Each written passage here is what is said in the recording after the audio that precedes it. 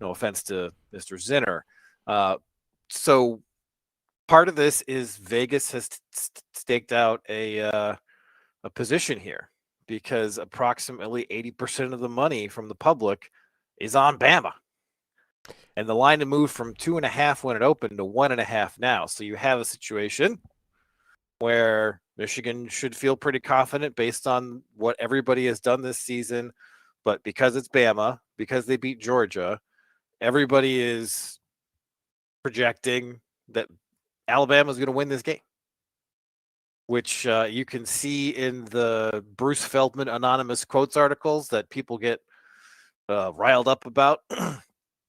It's not like Well, Bruce Feldman is like, I mean, people get riled up about the truth sometimes, but there was some nastiness in that one.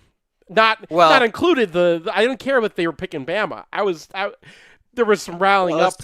they're still on like the science thing, and then Yeah, like it came out that Alabama was not letting their players watch film on their iPads because right. of Michigan's tomfoolery. Like, like Michigan's gonna hack in to some kid's iPad to watch film of Michigan. What are we doing here? I well, I think it was a But why are they? It can't be for real. So why are they really doing it? It I can't mean, be they just really like a. I don't know.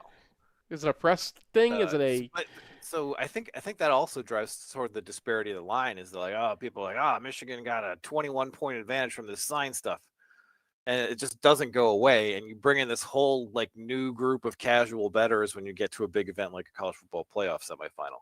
Mhm. So just the vibes around this game have been very annoying for me because they're talking like the number one team in the country does not have a chance in this game. Like the SEC coach quote article from Feldman was just like, "Oh yeah, Michigan's gonna struggle," and I'm just like, dude, this is a team that beat Arkansas by 3 points. That needed one of the biggest escapes of all time to not lose to a 7-5 Auburn team. That beat Texas A&M by 6 points. Like this is not a team that has just blown out everybody they've played. They've shown a lot of flaws. They have a lot of talent, but I'm not going into this game being like, oh no, it's Bama. Except when it comes to their secondary, that That's I am. pretty Oh no, Bama. it's Bama Yeah. about. Well, But they asked Feldman about it, and he said that he thinks that a lot of the coaches, especially the Big Ten coaches, really only watch the Georgia game and are basing it entirely off of like Georgia hasn't lost a game until forever, and right. until this one, and then they beat Georgia.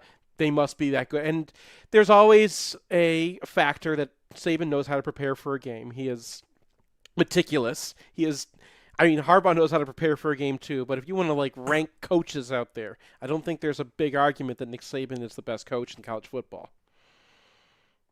No, but his team is not quite a vintage Bama team, and I think they showed that all year. Let's start with the Alabama offense, which is headlined by Jalen Milroe, sort of an explodes in all directions type quarterback who's terrifyingly athletic but still very raw as a passer. Alex, Yeah, he's quite a mixed bag as a player, I guess you could say. There's moments of great brilliance and also a lot of concerning moments as well that are mixed in there. And it's going to be on Michigan to produce those concerning moments and exploit them. But it starts with the rushing game, and he is a tremendous rusher. And that's got to be the start of the game plan to me for Michigan is how are we going to defend Jalen Milroe? How are we going to prevent him from scrambling all over us? Because if you let him do that, he will gladly do it. so one thing is that Milroe only had about 5 designed attempts per game this year. He had 140 rushes, but only 63 of those were designed. Another 50 were scrambles, and the rest were sacks. So this is a guy who will sit in the pocket, will try to find someone downfield, and will often go down as a result of it. He's 13th in the Power Five in terms of pressures, percent of pressures charged to him by Pro Football Focus. The caveat to that stat is that half the guys in front of him in that stat are Bo Nix, Mike Penix, Caleb Williams, Drake May. So this is a stat that seems to have absolutely no bearing on how good you are as a quarterback. But I think it is indicative of a guy who is not quite there in terms of knowing what to do at all times. So, he threw a couple picks against Texas, got benched, came back, and the offense had simplified. And he can get away with it for the same reason that Denard got away with it, right? Because you have to dedicate resources on your defense to spying this guy. Now, if it's 4th and 31, I wouldn't rush one guy. I'd have two guys spying. I wouldn't do that. But Michigan is going to have to account for that. Maybe. I think they should. The one thing that I would say is that Milroe is extremely escapable, and if you have defensive tackles who are stuck at the line of scrimmage and there's going to be big gaps in your front because of your rush, then yeah, I think you do. Michigan has been a little bit different this year. They get a lot of pressure up the middle. They have a lot of stunts that are very effective. I might, if I was Jesse Minter, not do it. And you're going to get got on a couple of scrambles. That's just going to happen. But when you are able to keep your rush lanes and you're able to dedicate 7 guys in coverage, I just don't know if Milroe is going to be able to decipher that, especially after we heard from Marvin Harrison that he just saw a blizzard of coverages like he had never seen before. So I think there's a case for Michigan to kind of go off script here on defense. I don't know.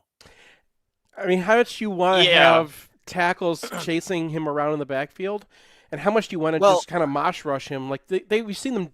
No, you got to get after. You got to get after him.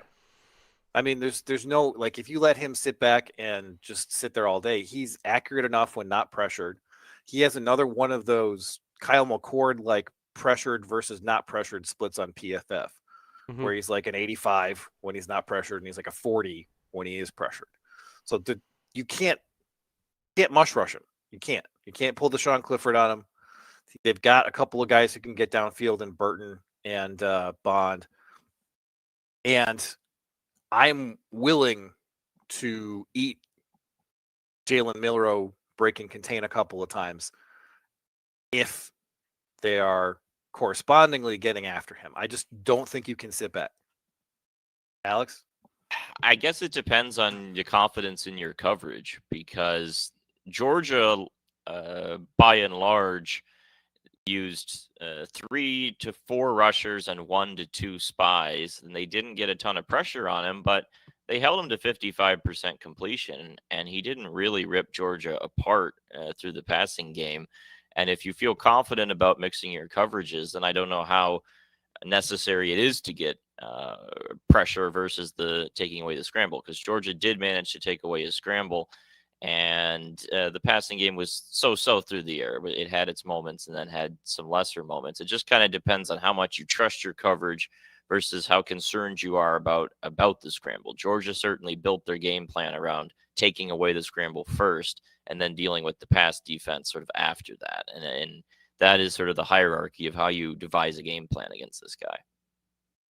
So their skill position players are good, but I'd say they're a step down from what you usually expect from Bama. They just had a first-round tailback. They've had a series of wide receivers that have gone very early in the draft. Their running backs are good. They're not bad players. They're solid players. Their wide receivers, I like Burton a lot, but they just don't have, a Jamison Williams or a Brock Bowers or just a guy who's an obvious All-American at any of their skill position spots. Yeah, I mean, if you turn back the clock to the last time that we saw Bama in a bowl game, it's a bit night and day. You remember that Bama team from 2019-2020? They had 2 or 3 first-round receivers on that team. I mean, they had a run there of Jalen Waddle and Devontae Smith and Jamison Williams and Jerry Jeudy and all these guys. And this year it's not quite the same. Jermaine Burton is a really good player, but not seen in that first-round mold necessarily. Isaiah Bond's also a good player. They don't really have a third receiver they love. And yeah, at running back, Chase McClellan, who looks like he's going to play, also good player, but not quite Derrick Henry and Najee Harris and Mark Ingram. And so it's just a one little cut below that. But don't write off the wide receivers, but it's also not Marvin Harrison level, which is something that they have been close to in the past. They've if you read their boards, they blame losing Gaddis. They're like, Michigan wasted our great receiver recruiter, because that's what he was for them. He was a fantastic wide receiver recruiter. He wasn't there very long, but like helped him pull in some of those guys. And then he was the next a pretty class good as well. wide receiver recruiter here too. Yeah. Like if he just doesn't Peter Principle himself, he might be the best wide receiver coach in America. Sure. But I mean, now that the generation that Gaddis recruited is gone, as Alex mentioned, those guys are in the NFL now, and Jermaine Burton is a transfer from Georgia because he was like the third receiver for Georgia. He's a very good receiver. I think he should be probably be number one at Michigan's team, but Georgia's stacked. And Isaiah Bond, he's another top 250 guy, but he's, a Carmelo English type of recruit. Like, he was not these aren't guys who are going to, what you would think that Alabama would recruit. And they're really not using their third receiver much. They rather go to like 3 tight ends more than 3 receivers. And the tight ends are they're just guys. Like, there's not one of them who really stands out as a big receiving threat. Their blocking is kind of indifferent. Like, they're also really typecast. They've got one that's a blocker, one that's a catcher, and one that can kind of do both, but not really well. Right. They have Robbie Outs, who's the blocker. He has like 2 catches on the year. They've got Amari Niblack, who's basically Devin Funchess, just like never really plays a traditional tight end role. And then you got CJ Dupree, who we saw at Maryland. Their starting tight end is a Maryland transfer, and he's not particularly great in any real way. So I think you and I have signed him 4 times now because he was he's been around for a while. And then the Bama offensive line, very big boys, high recruits, big time stars everywhere. They are starting a true freshman, Caden Proctor, at left tackle. He is responsible for a third of the pressures that Alabama has suffered this year. So a spot where Michigan, I'm sure, will try to attack. And then the rest of the line, I don't know. I haven't gone over all the games like you have, Alex, and the Pro Football Focus grading is pretty middling. Like, there's a couple of guys that they like and a couple of guys they don't like. But again, like, the run blocking stuff on Pro Football Focus is probably the weakest part of their grading. So what was your take on the Bama offensive line? Well, that is the one part of this team that's improved quite a bit this season. And I think early in the year, it was creakier than it is now. There's still some vulnerabilities, but they were real rough to start the year. Caden Proctor at left tackle. That's a guy Michigan recruited, by the way, and ends up going to Bama, gets to start as a freshman. He's gotten better as the year's gone along, but that's still an area to exploit. And I assume a lot of heat will be coming on the left side of that line because it's him and then a true sophomore, Tyler Booker, at left guard. Whereas on the other side of the line, you've got J.C. Latham, who's a projected first-round pick at right tackle. So definitely left side of the line will be a focus more than the right side.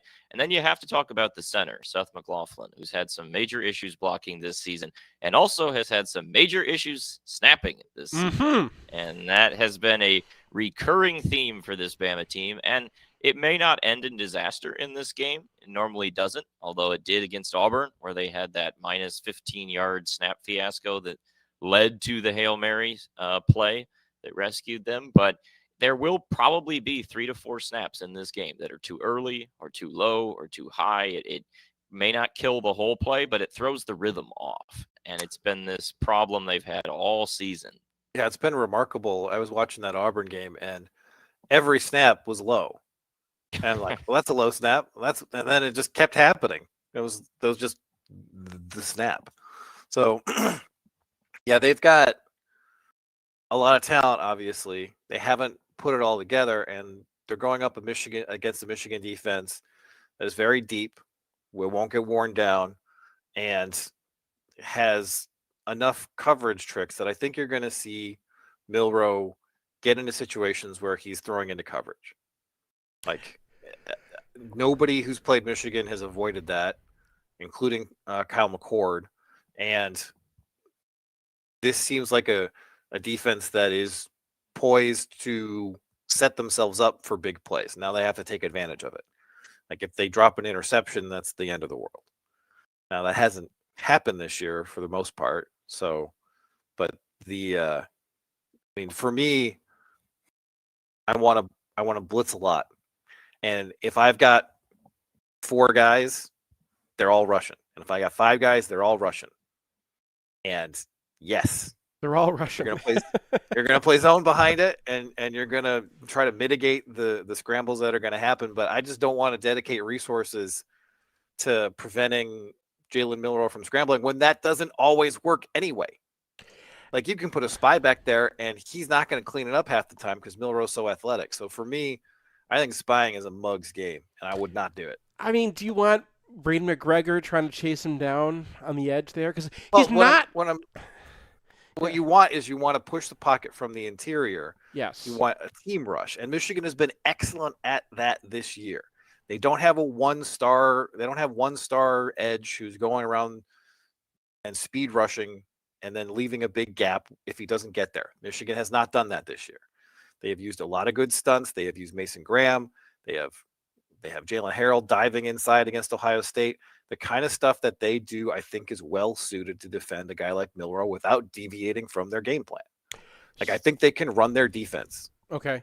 Now, do you think we mentioned Robbie Outs and CJ Dupree, and like they're going to run 3 Outs is more of a fullback, really. But like if they are going big personnel, do you want Michigan in their 5-2 or do you think they should just stick in their nickel and? Well, no, because if they go 5, like if Bama goes big, you win that personnel matchup, right? Because they're bringing on Robbie Outs, and you're bringing on Kenneth Grant. Yeah. Like that situation is good for Michigan. And you still have guys like Barrett and Colson on the back end so that if someone does get loose, like Michigan does not have tough Borland out there at linebacker. Mm-hmm. They have guys who can move. And I feel like just play your game. You got to have some adjustments based on who you are playing. But for me, I don't want to lay back. I want to, because if you get to him, he will get sacked. Like he's not going to escape everything. And then once they're behind the chains, he's not a guy who's going to convert a 3rd and 15 very often because he just doesn't have that sort of ability to read 7-man passing defenses very well yet. So for me, for Michigan, it's about getting Bama off schedule. That means getting after him. Well, one thing about Milroe too is that he is susceptible to the minus 15-yard sack. That is definitely a thing. If you are pressuring him, he had 1 sack against Georgia where they were in field goal range, and he sacks himself out of field goal range in part because his instinctive thing is not to go down; it's to start trying to scramble, and that's going to start with him trying to roll and then might run backwards. So you can definitely crack open a big play in that way. The other thing for Bama, I thought, is the game against Georgia was interesting because they have, I think, 11 drives in that game, and they had 5 3-and-outs. And Georgia was able to get them caught in the muck a lot in that game. And then they just had 3 drives where they really had the momentum. And for me, when I look at those drives, it was their offensive line being able to punish Georgia's defensive front. Now, part of that is Georgia doesn't have the defensive fronts they had in the past. But if Michigan can win those battles up front, in a way that was better than what Georgia could do, and then you're putting Milroe in the 3rd and longs, that's the pathway to really having a lot of success in this game. Yeah, and I guess I would say that there should be some deviation from what Michigan's done all year, right? Because Michigan played the whole year with their Ohio State defense, where we're going to have 6 guys in the box, and you're going to be able to run a little bit on first down, and then we're going to stuff it up. I think that they should have another guy in the box. I think they should be +1 in the box in this game, but I don't think they should be spying. So, because if you get them in passing downs, then it gets difficult for them. So I feel like Michigan's in a decent spot because a lot of that wearing down at the end of the Georgia game happened because Georgia kind of got worn out on defense. I don't think that's going to happen to this defense because they have 9 guys they can play on the defensive line. Yeah. 8.5. And in fairness to Georgia's defense too, I mean there was a dropped interception, there was a pass interference that could have been an interception if he just turned his head around and found the ball early, because it was when Milroe shorted it to Burton, and then there was also a drop on 4th and 4 that they didn't review, and Alabama then scored on the next play. So I mean the performance that you see in the score was like the maximum that Alabama could have gotten for that performance. It was like a 300-yard game. They, I think, only moved the ball on 2 drives or 3 drives, and the rest of them they were 3 and outs. Well, and there was a touchdown in there on a wheel route that Georgia just didn't cover. And that was a passing down too, and the blown coverages are. I mean, Michigan has not done this all year, and that's like the number one thing they have to avoid, because if the coverage isn't completely blown, Milroe will give you a chance some of the time. Like, just got to have a guy in the parking lot, and you might be able to repair a bad coverage, but not a busted coverage. Mm-hmm. Yeah, that wheel route was Raylan Wilson, our old linebacker commit friend, a true freshman. I mean, that was Georgia's equivalent of the Jimmy Rolder 2 plays against Ohio State. Like, they got caught out there. Yeah, and he got caught up in. We're going to take a break, come back, and talk about the other side of the ball. Want the perfect game day outfit? Underground Printing has unique, great-fitting U of M apparel and officially licensed apparel from legendary Michigan names like Woodson, Howard, Ufer, and more. UGP also specializes in custom printed apparel and promotional items for groups, events, and businesses. Whether you need 1 shirt as a gift or 1,000 shirts for a charity walk, Underground can customize almost anything for groups large or small. To learn more, visit Underground Printing in one of our 3 convenient locations around Ann Arbor or online at undergroundshirts.com. It's painless. It's online. It's group ordering made easy for your next custom printed apparel order. Pogo from Underground Printing will save you time and hassle, whether you're selling shirts for a fundraiser, organizing a large event, or trying to collect sizes and payment for a family reunion. UGP is here to help. Save time and hassle every step of the way with our easy-to-use site. No more guessing what to order, chasing down people to pay, or wasting time trying to sort out the order. We'll set it up and you can just sit back and relax. We can even take care of individual shipping. To learn more about Pogo, visit us at any of our convenient locations or at pogo.undergroundshirts.com. Hey, it's Nick Hopwood, founder and president of Peak Wealth Management, your MGO financial coach, and it is our goal to help you retire with peak confidence. Check us out at peakwm.com/MGoBlog. Bo says the team, the team, the team. Lately, my mantra has been the plan, the plan, the plan. Check out the Trust the Plan podcast. Search out my name, Nick Hopwood, on any platform and give us a follow. You know, we haven't updated this ad in over 2 years because since the last versions went live, we only had 1 Big Ten loss, and honestly, I'm a little superstitious. But for this ad, I just want to give a shout out to all the loyal Wolverines and MGoBlog fans who've reached out to us from as far as France, Japan, Seattle, San Francisco, Dallas, Florida, New York, and of course all over the great state of Michigan. And you guessed it, we're pulling recruits out of Ohio as well, just like Harbaugh. Thank you very much. So no matter where life has taken you after your time in Ann Arbor, we're here to help you build a plan you can trust. If you're looking for a second opinion, visit us at peakwm.com/MGoBlog today. Hey, fellow Michigan fans, this is Matt Demarest, Realtor and Lender. For a decade now, you've heard me on the podcast talk about mortgages, and I've helped hundreds of fellow Michigan fans in that capacity, including Brian and Seth. But many of you don't know I'm a real estate broker as well. I promise to make buying, selling, or financing homes simple and cost-effective anywhere in the state of Michigan. Whether you're upsizing, downsizing, buying a vacation home, or building a real estate investment portfolio, send me a text or give me a call. It's never too early to make a plan, and the call is always free. My number is 734-882-8194. Again, 734-882-8194. Or you can find me online at realtorandlender.com. That's realtorandlender.com. Whether you want to buy, sell, or finance a home, or even all three, I promise to provide the experience so many of you have come to expect over the years. And as always, thank you, and go blue. NMLS 1011726, Equal Housing Lender.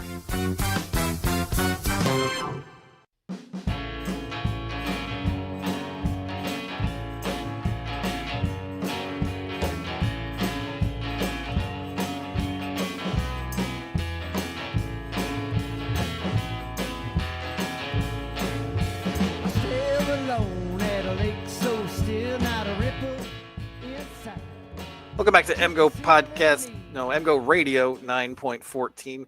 I have once again forgotten the sponsors. We would like to thank Underground Printing for starting this and making it possible. Check them out at ugpmichiganapparel.com or check out mgoblogstore.com where you can get a hat that says bet. Let's not forget our associate sponsors, Peak Wealth Management, Matt Demarest, Realtor and Lender, Human Element, Ann Arbor Elder Law, Michigan Law Grad, the Phil Klein Insurance Group, Venue by Forum, Winewood Organics, Sharon's Heating and Air Conditioning, Signal Wire, where we are live currently, and Tom Brady's new app, Autograph, rewarding fans, where you earn rewards for things like reading MGO blog and listening to our podcasts. All right, the Bama defense. So the most Bama part of this defense is the secondary. Both Terry and Arnold and Kool-Aid McKinstry are cornerbacks headed for the first round of the NFL draft. Everybody knew McKinstry's name going into this year, and I think it's Terry and Arnold who's actually the better cornerback, which is not a shot at McKinstry at all. They're both excellent. And then their safeties are also great. And compounding that is that they have two very, very good edge rushers. So Michigan's downfield passing game in this straight drop back stuff does not project to be wonderfully successful, Alex. No, it does not. This team is in some ways kind of a souped up Penn State in some of the similarities in terms of their ability to get after the quarterback and then their secondary. Arnold and McKinstry are real good. Arnold's the guy that teams throw at more. He's defended much more targets than McKinstry has this season. I don't see a major difference between the two. They're just both extremely good players. And then in their in the safety level, you got Caleb Downs, who's a true freshman, 5-star, but playing extremely well. Malachi Moore is their hybrid space player nickel, which they call a star. He's real good as well. I mean, if there's any weakness, it's like maybe Jalen Key, the UAB transfer they have as the free safety, but it's still like a relative weakness. There's just not a lot of exposed areas to exploit here. And you look at the Georgia game, I think Georgia is a fairly good comparison for Michigan because they don't have star receivers. They have obviously Bowers at tight end, but their wide receiver group isn't particularly special.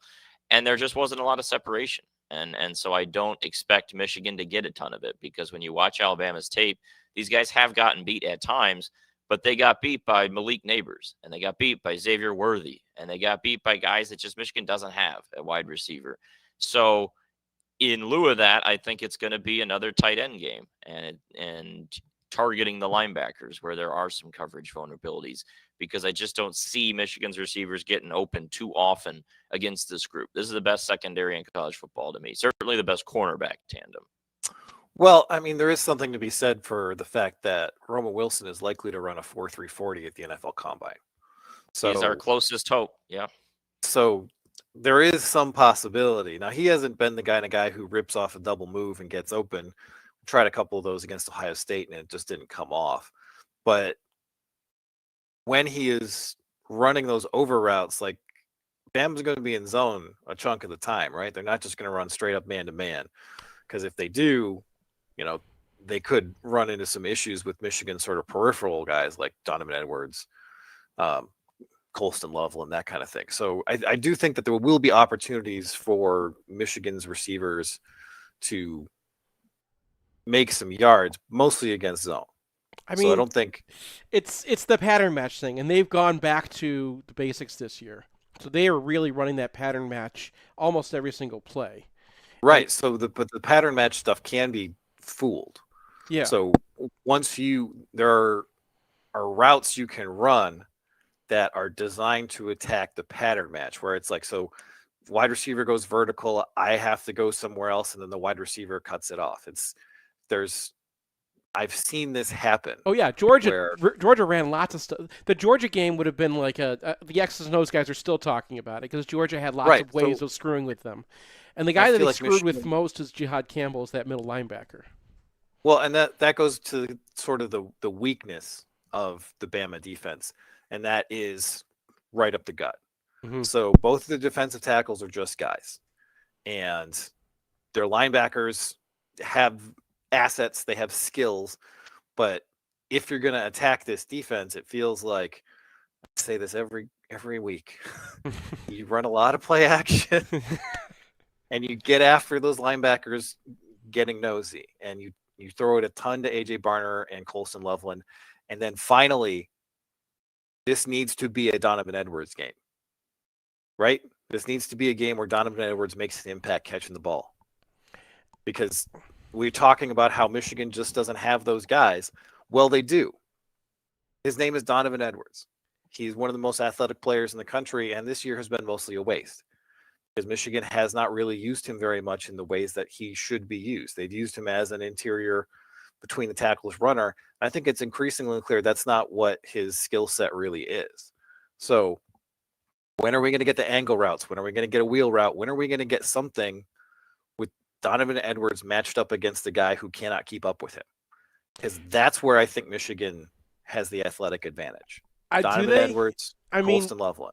So because the one thing that those linebackers have, one's a sophomore, one's a redshirt sophomore, but they're both kind of like, they're easy to fool, but they're athletic. And they're top 100 type guys. Like they're the one thing they have is athleticism. But we're talking about guys who are going to be trying to defend both sides of an option route with Donovan Edwards. And I just don't think that's likely to work out that well for them, right? Like, I mean, I think the best way to attack them would probably be like an Edwards/Corum or Edwards/Mulling games, where you have Edwards going out in a route, taking a linebacker out of there. We've been going back on this back and forth all year. Like, do you throw the ball to Edwards, or you like use the fact that they have to adjust to him, because they're going to have a linebacker run out of there with him, and the other linebacker is going to end up with Mullings or Corum. So Campbell is the one guy who grades out decently at Pro Football Focus, who gets snaps in their linebacker core as a coverage guy. Mm-hmm. The other two guys who get a significant number of snaps are a 42 and a 49. And they give up 75% completions when targeted. So relentless attacking of the linebackers with play action, with option routes. I mean, you're running your big dogs deep and hoping that you might get a break there, but then you're going to be making your money underneath.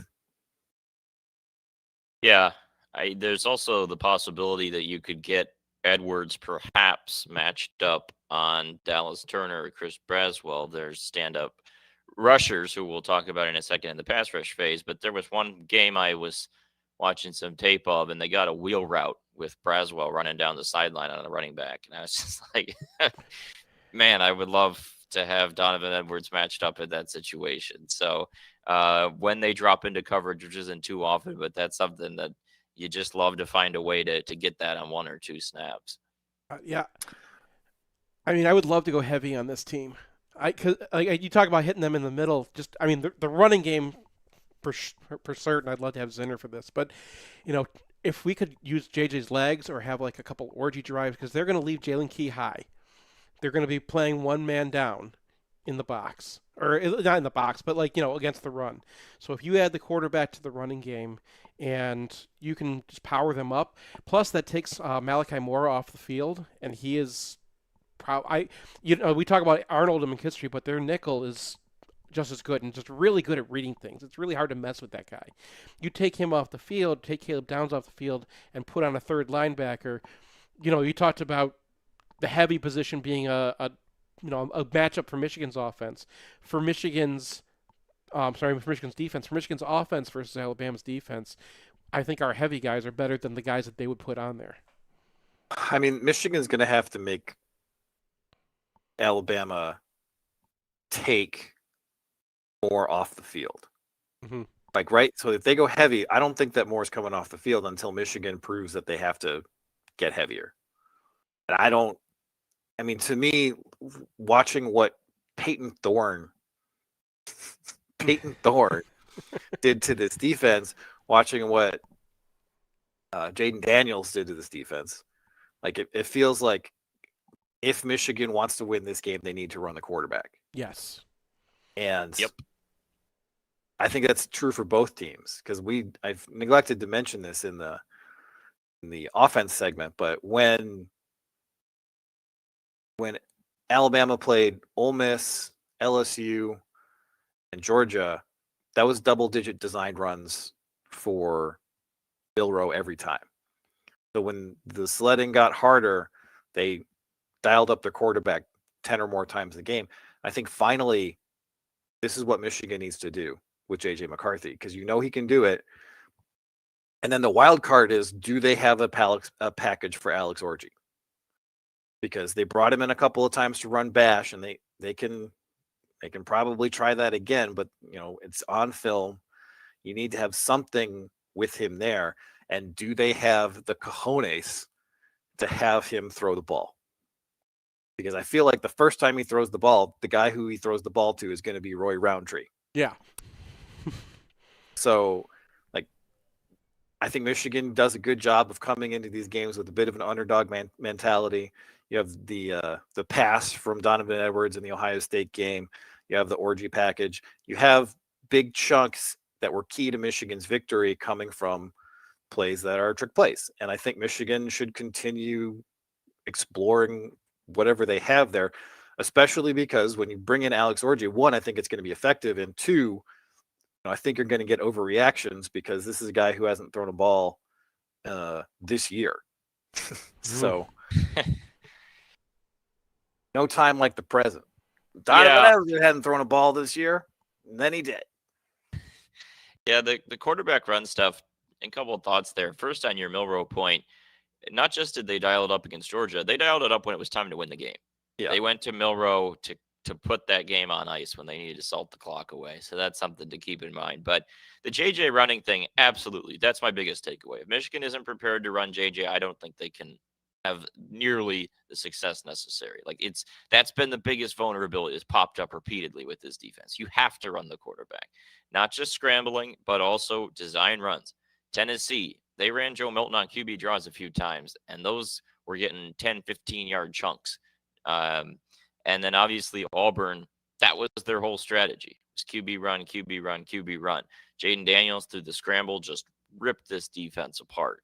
And that's something that Michigan is going to have to go to get yards, to keep them on schedule with design QB runs, but also mitigating the pass rush. Because look, the pass rush is going to get home. It's going to beat Michigan's tackles from time to time. And that's where it helps to have a runner like J.J. McCarthy. We saw that play against Ohio State where he scrambled down the sideline, then cut back into the open field and picked up 20-some yards. He's going to need to be ready to do that in this game to keep Michigan's offense going and to nerf some of the areas where Bama presents matchup weaknesses for Michigan. Yeah, and I feel like not having Zach Zinner is going to be a big deal, but honestly, it might help because I think Trente Jones is probably a better pass protector than what we've seen from Carson Barnhart in the back half of the season. So, there are reasons that Trente Jones hasn't been playing, but honestly, I don't know what they are. So, it's, I would have loved to have Zach Zinner in this game, but I honestly feel better having Trente Jones at right tackle. So, there's a silver lining to do that horrific injury. This doesn't feel like a game where Michigan is going to be putting up 40 points, but I do think that they have some ability to get after weak points in the Alabama defense.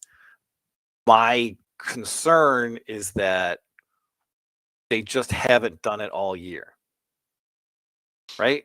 They've been avoiding running JJ.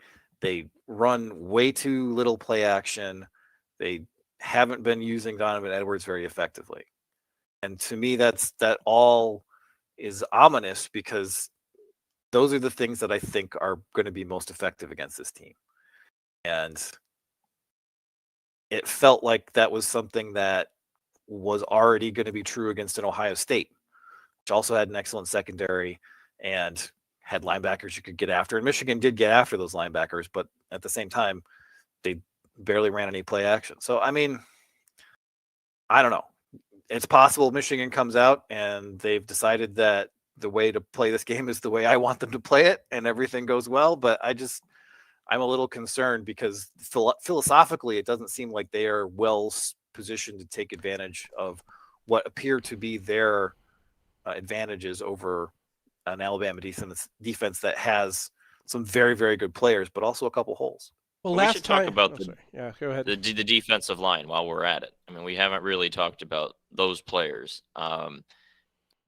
To me, the biggest thing that I took away from watching the Georgia game and Alabama State in general is how big of a deal staying on schedule is in this game. And I think to some degree, we're going to have an offensive game plan, I think, that will resemble the Detroit Lions of this season in some ways, where the Lions they're so big on staying on schedule. Like, we got to get to 2nd and 6, we got to get to 3rd and 3, because if you get behind schedule, that's when the 2 pass rushers come on the field.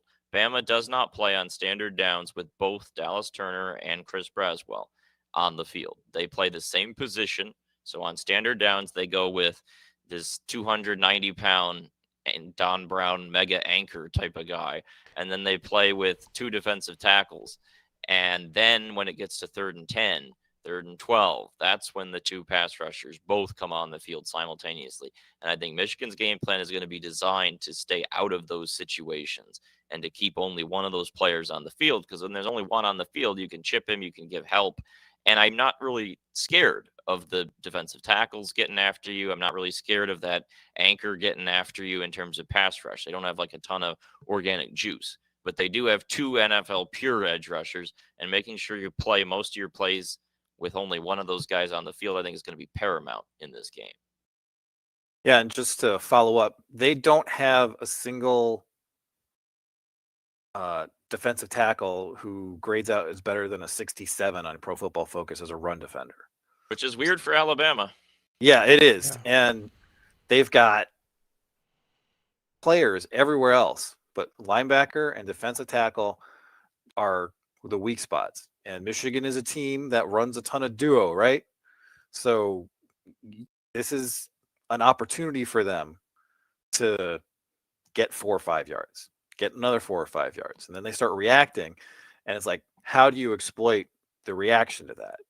And the answer to date has been not that well, but they've got a long layoff. They know that they're playing Alabama. So I'm hoping that we see them get more aggressive with play action looks and the like. So I mean, they've got to be thinking like last time they played in the semifinal. They got 25 yards per attempt on their play action passes, and they only ran 6 of them. So yeah, and if Alabama's putting their noses in the box, then you have to go after it, and you probably have to go after it with Colston Loveland, right? Like that's your downfield advantage in this game. Is him. Yeah, and that's how you take more off the field too. Like you want to talk about getting the matchups that you want. He's the one guy that you can kind of oversize in that secondary, because they always get 6'1" dudes who can run like Mike Samer still.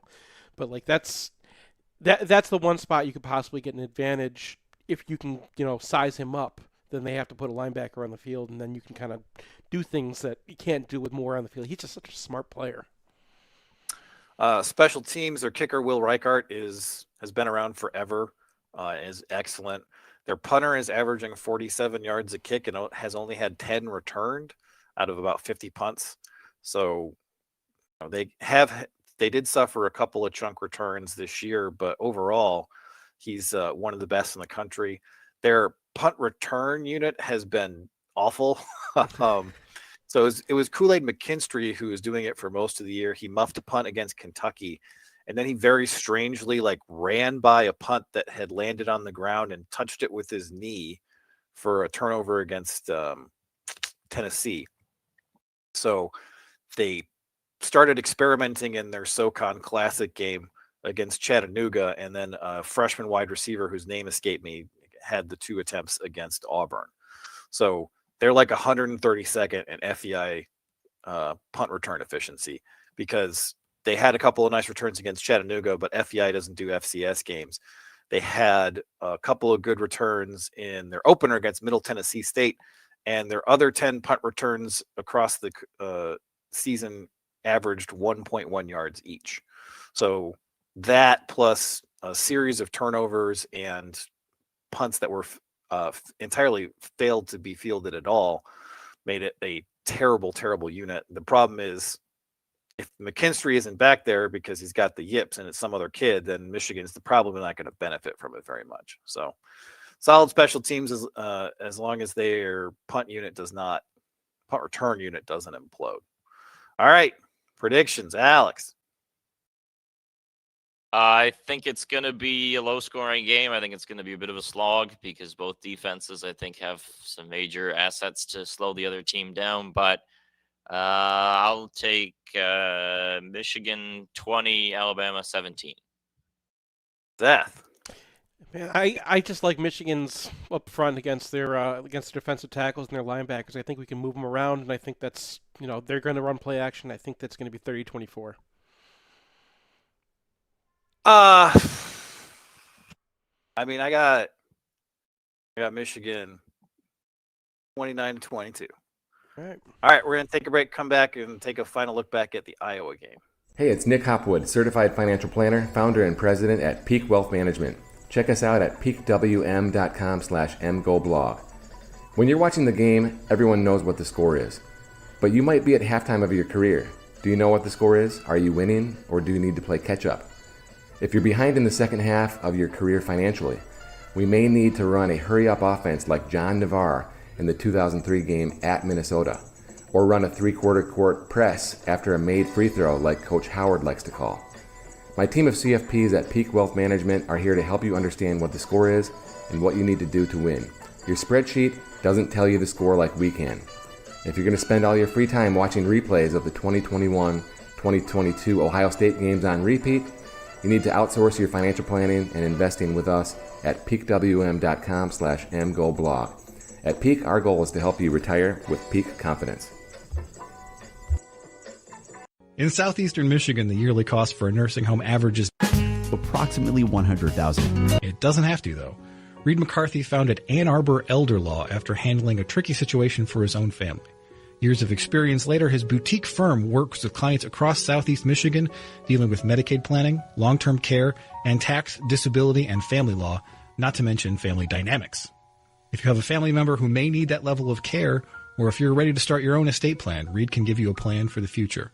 Visit AnnArborElderLaw.com or call 734-945-9693. That's 734-945-9693. Hi, I'm Pete Cavarilla, owner of Sharon's Heating and Air Conditioning. Now that the temperatures are dropping in Michigan, you can count on our vast network of service technicians to keep your heating system up and running. We offer 24/7 emergency service and have advanced scouting on all makes and models. So if you find yourself without heat or hot water, or want a free estimate on a new system, call or text us at 734-238-3698 or book an appointment at sharonsheating.com. The only thing we can be sure of about the future is that it will be absolutely fantastic. I'm thinking of the incredible breakthrough made possible by developments in communications. Arthur C. Clarke's 1964 vision is now reality with SignalWire, a cloud platform that enables developers to build the applications that will reshape the future of communications. These things will make possible a world in which we can be in instant contact with each other wherever we may be. You can add cutting-edge, real-time video and audio to any product, website, or application with APIs and SDKs for developers of all skill sets. SignalWire is optimized for high-quality and low-latency communication functionality for video, voice, and text messaging capabilities. Almost any skill could be made independent of distance. Men will no longer commute. They will communicate. See for yourself at signalwire.com. Use code 2021 and receive $25 in developer credit. Go to signalwire.com. SignalWire Communications OGs, original geeks of programmable communication.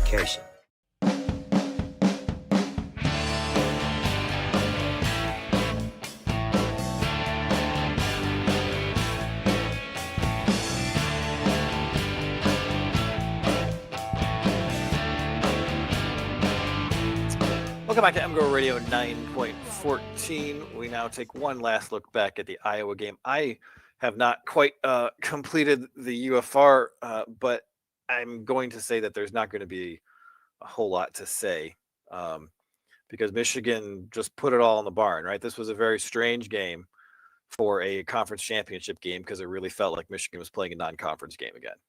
And the sort of letdown in terms of yards per attempt in the passing game is almost entirely the product of a Colson Loveland drop that would have been a big catch and run, a bad throw from McCarthy that was nearly intercepted, and then a steady diet of Michigan just throwing underneath the coverage, because they knew that the only way to lose that game was to throw a pick six. So the best way not to throw a pick six against Iowa is to throw it underneath all of their players. And so that's what Michigan did. There was nothing of interest schematically. Big Ten. Well, I mean, they're up 10-0, right? And then it's like, okay, game's over. Mm-hmm. Let's just get out of here. And I don't know if I've ever seen a Big Ten championship game where that was the case in the first half, where Michigan was just, and it feels like we talk about this. How many games did they take seriously this year? I think it's 2. I think it's Penn State and Ohio State. This was not one of them. Yeah. And you know how they play when they're not taking an opponent seriously. So, I mean, Barnhart was fine at guard. Like he just plays like he plays. He's not moving people. He's very consistent. He doesn't make a lot of mistakes, but he's just not physically what you want in a guy who's going to go in the NFL draft. And Trente was basically Trente. You couldn't really get a read on the pass protection because Michigan was just getting it out so fast for the most part. So, I mean, it's really just kind of a big nothing of a game from a offensive perspective. And I can't imagine it was anything else from a defensive perspective. Oh my God. I was like, am I going to fill any part of this segment? It's Brian Ferentz. It was, I mean, no, there was nothing schematically interesting whatsoever. From an Iowa perspective, it was interesting that they pretty much shelved stretch because they couldn't run it. That was smart. They couldn't run it, but they still tried to run, their counter as a stretch, which Michigan had all over. The one thing that they got us on a couple times was screens, and that was mostly with Cam Good in there. And the way Michigan defends screens, it's really on the nose tackle. It's either you catch it and backtrack, or you try to bat it out of the air. And both times Good was like, I'm not turning around and getting back to there. I'm just going to try to jump in the air and see if I can knock this down. And he was wrong, and so he ended up with a pretty negative score. But those are kind of like those, you take a risk, you get +2 if you make it, you get -2 if you don't. That kind of what that was. There were a few run issues from Good and Grant when they got doubled. If you want to try to take anything out of this game, Iowa kind of went to a bunch of inside zone. They don't have very good offensive linemen. They fairly big offensive linemen. And Graham, no problem. Jenkins, no problem. Benny, interestingly, no problem. But when Grant got doubled a couple of times, he got high. Now he still ended up with the same score as Graham at the end because, when he got in the backfield, he was a terror. But when you look at like the things that you can take away from this game, Grant is definitely behind Graham as far as how developed he is, how, is he going to be in his set? Is he going to get his pad level in the right spot? And, if we're playing Alabama and they like to run a lot of inside zone and they like to run a lot of counter and they like to run, they're a power inside zone team. There is some pushability to Michigan's second group. And if it's happening against Iowa, of course it's going to happen against Alabama. So I don't know if they try to play Graham more in this game. Maybe Benny is ready to take that next step up. Or just, Grant's got another month of practice. Maybe he won't. He will be a little more expecting doubles and used to dealing with that. I'm still picking at nits, right? That's double blocking. It's you just want him to win. You just want him to like survive that so the linebacker can clean up. And for the most part, they did that. So, Jalen Harrell had its best pass rushing game, not against a Division III left tackle. I don't know how real that is, but it's been a couple games now where Harrell has been a real pass rush threat, and you love to see it. Junior Colson had another great game. That's more of an Iowa thing, so that's where I'm at. Everyone's kind of who they are. Barrett's a star. He played like a star. Samerstill's a star. He played like a star. He was fine at cornerback. I don't know if that's meaningful or not, but like he played cornerback almost the whole game. So I would say no. That's what I got. I went through all my notes. All right. We're going to take a break, come back, and look at the other semifinal. Is your online store sluggish, outdated, underperforming? You may be suffering from chronic crappy website disorder. 1 in 3 online stores built by your brother's friend's nephew currently suffers from chronic crappy website. But now, there's hope. Introducing Human Element. Huel has helped hundreds suffering from CCW to turn their online stores around, creating fast, secure, and engaging online experiences that turn visitors into customers and put products back at the top of their search engine game. Before Huel, I had abandoned carts, browser errors, and poorly animated GIFs. Now, with Huel, I can focus on what I'm actually good at, running my business.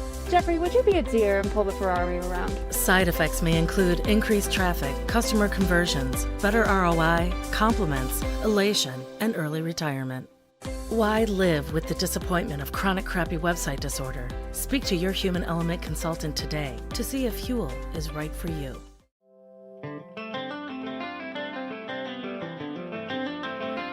Winewood Organics is Ann Arbor's only cannabis microbusiness for adults 21 and older. They're a grower, processing lab, and dispensary rolled into one, cultivating and producing flower, old-school hash, edibles, CBD products, and more. You can find them across the street from Kroger on South Maple, just west of downtown, and at winewoodorganics.com. Veterans and MedCard holders save 10% on all orders, and first-time customers save 25%, as long as you're not wearing scarlet and gray.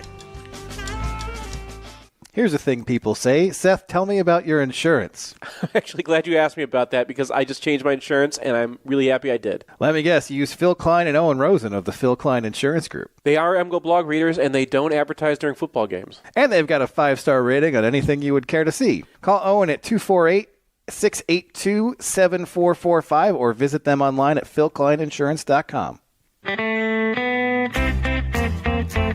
I can't believe I'm doing this.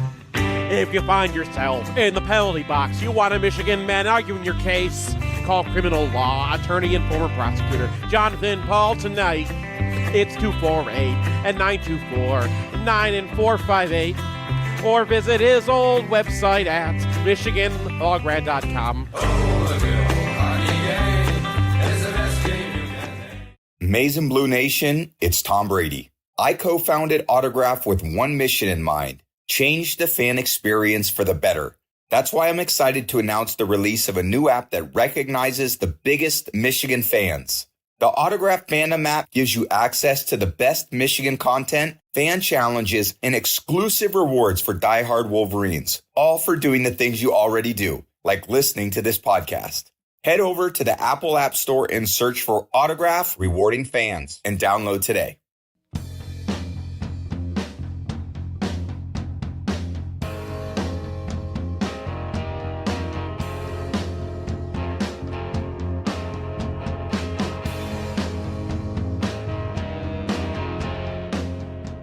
Welcome back to MGoRadio 9.14. Thanks to Cracked and Hooked for the music on today's show.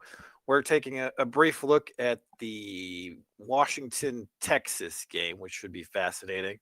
From a Michigan perspective, I would like Washington to win, I think. Yes. I'm not sure. Yes. I don't want Xavier Worthy. He's going to be back. It's not that. It's that Texas has what looks like the best possible defense to go up against Michigan. Is in tackles? Yes, because they have the two best defensive tackles possibly in the country. Yeah. So that I don't want that. I will take Rome Odunze going up against Josh Wallace, etc. And also, this Washington team is a team that has really struggled down the stretch. They did beat Washington. They did beat Oregon for the second time to make it here. But after the first Oregon game, they kind of went into I wouldn't say a nosedive, but they looked a little bit like a Big Ten West team for a chunk of the season. I mean, they're a little bit of a Michigan where they play down to their opponents, or they don't. They stop doing interesting things. Being behind against Arizona State deep into that game. There's Michigan toying with their food, and then there's what Washington did in the back half of the season. So, I mean, it feels like Washington is very, very talented on one side of the ball, and Texas is very, very talented on both sides of the ball. Yeah. Alex, you have any thoughts here? Yeah, I haven't looked at this matchup as nearly as much as Alabama, Michigan, but I don't know. This is an interesting game to me because I really love Kalen DeBoer as a big game coach. Like he comes ready to play, and I trust him more to be prepared for this game than Steve Sarkisian. But I did think that Sark had some good stuff ready for the Oklahoma State Big 12 championship game.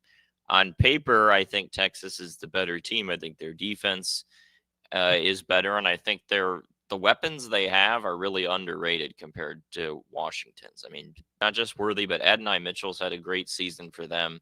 Jatavian Sanders is a really good tight end, and Ewers is a fine quarterback as well. I think that they can come close to matching Washington in the weapons department, and I think their defense is better. So I expect Texas to win, but I don't know.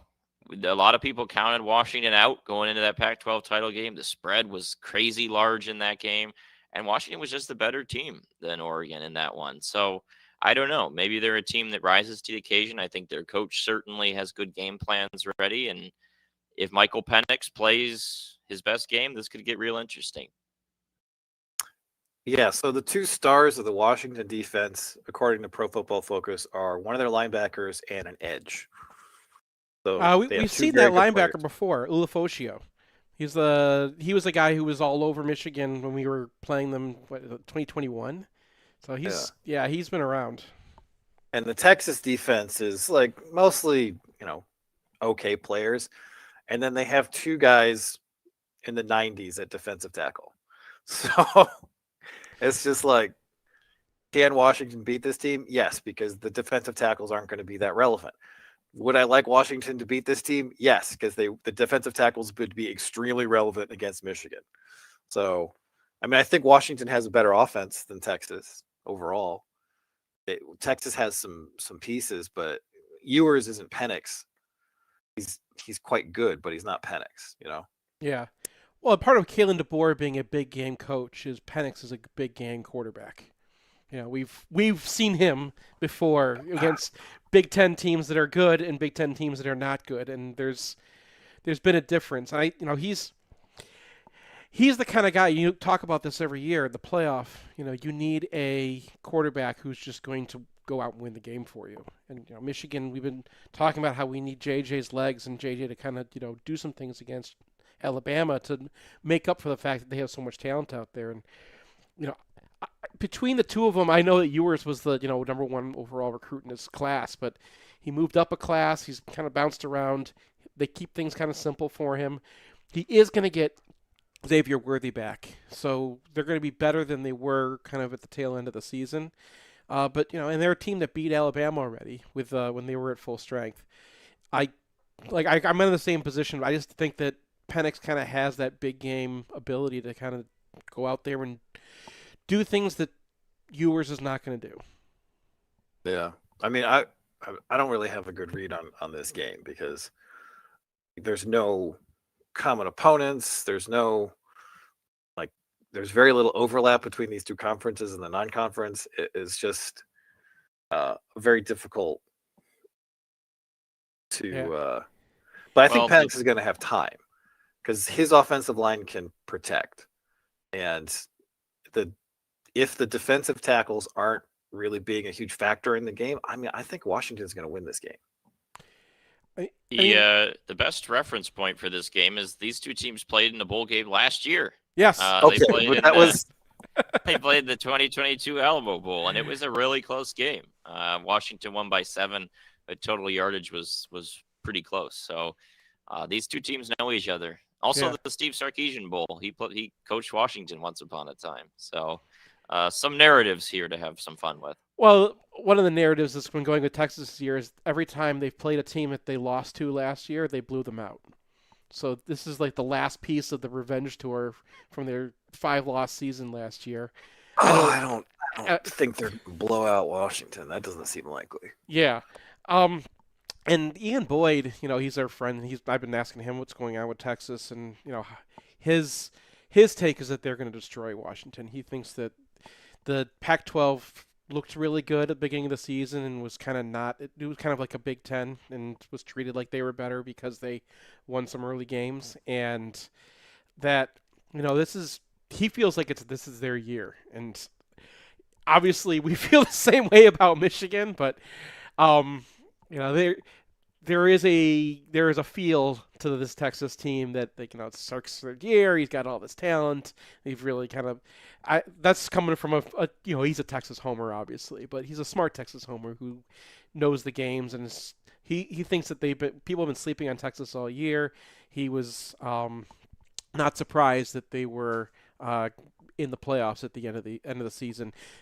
Last year they're coming off a 7-5 team, and he was telling me that these guys are going to be in the playoff this year. I can't believe you left them out. So, take it for what it's worth. They were a very unlucky 7-5 last year. They lost a lot of close games, and so this has kind of been the fulfillment of that. Mm-hmm. Yeah. All right, should be an excellent pair of games to almost wrap up the season. Hopefully, Michigan can get to the final this time, even though. Obviously, they have no chance against Bama. I mean, listen to Bert. Bert says we have no chance, so let's just leave it. Yeah, I mean, I just feel way too confident for a game against Alabama. I don't know why I'm so confident about this one. Ohio State. I feel super confident, but I do feel like Michigan is being treated like an afterthought here, which is kind of weird since they are defeated number 1 team in the country right now. Yeah. Just that doesn't mean anything. All right. See you guys. Boris is a mayor and a land surveyor with plans of his own. He hates a Ruska, he hates a vodka, bandit from his home. He hates a Ruska, vodka. He never drank a single drop. He hates a Ruska, vodka. There's poison he swears.